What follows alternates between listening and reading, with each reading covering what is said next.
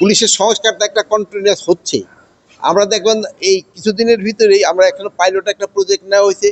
আপনারা সবসময় বললেন জিডি এবং ওই মামলা পুলিশ নিতে চায় না, এই জন্য এটা অনলাইনে দিতে পারবে। সিলেট রিজনে কিন্তু আমরা অলরেডি শুরু করে দিচ্ছি সিলেটে, এটা পুরো বাংলাদেশে আমরা শুরু করে দিবে। যেমন আমরা দেখছেন এখন পাসপোর্টে পুলিশ ভেরিফিকেশনের দরকার পড়ে না। এইরকম এই ইসের জন্য আপনারা এই জিডি করতে, তারপরে করার জন্য, ওই মামলা করার জন্য আপনাদের থানায় আসতে হবে না। ওই অনলাইনে আপনারা থানায় এই না এসে এই মামলা করতে পারবেন। প্লাস আপনার ওই যে আগে আপনার পরে যে রিমান্ডে নিয়ে যে জিজ্ঞাসাবাদ করার জন্য আমরা কাচের মতো ঘর করে দিব, যেমন অন্যরাও দেখতে পারবে যে তার সাথে কীরকম কোনো খারাপ আচরণ করা হচ্ছে কিনা, এইসবগুলো করা হচ্ছে। যদি কেউ ইসের সাথে দুর্নীতির সাথে জড়িত হয় তাকে কাউরি ছাড় দেওয়া হবে না। আপনারা জানেন পুরো এই র্যাঙ্কের 84 জনরে কিন্তু আমরা অ্যাটাচ করে রাখছি। প্রায় আমার মনে হয় 30-40 জনের মতো আমরা বাড়িতে পাঠাই দিচ্ছি।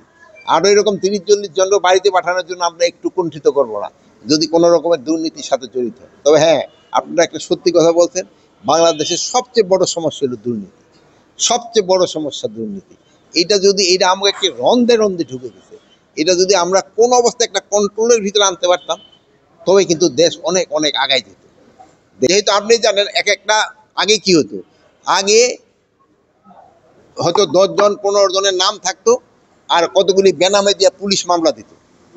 আর এইবার হয়েছে কি, আপনারা মামলা দিচ্ছেন, 10 জন 15 জনের নাম দিচ্ছেন, 200-250 বেনামি লোক দিচ্ছেন। এই জন্য কিন্তু ইনভেস্টিগেশনও দেরি হয়ে যাচ্ছে। এই জনগণের কতগুলি অনেক, হ্যাঁ, এর ভিতরে অনেক দোষী আছে, অনেক নির্দোষী লোকেরও আপনার সে আসামি করে দিচ্ছে। এই জন্য কিন্তু ইনভেস্টিগেশন দেরি হচ্ছে। এই জন্য আমরা দেখব যে দোষী তারা আমরা শাস্তির আওতায় নিয়ে আসবো, আর যে নির্দোষী যে নির্দোষ সে যেন কোনো অবস্থায় সাজা না পায় এই ব্যবস্থা আমরা করবো।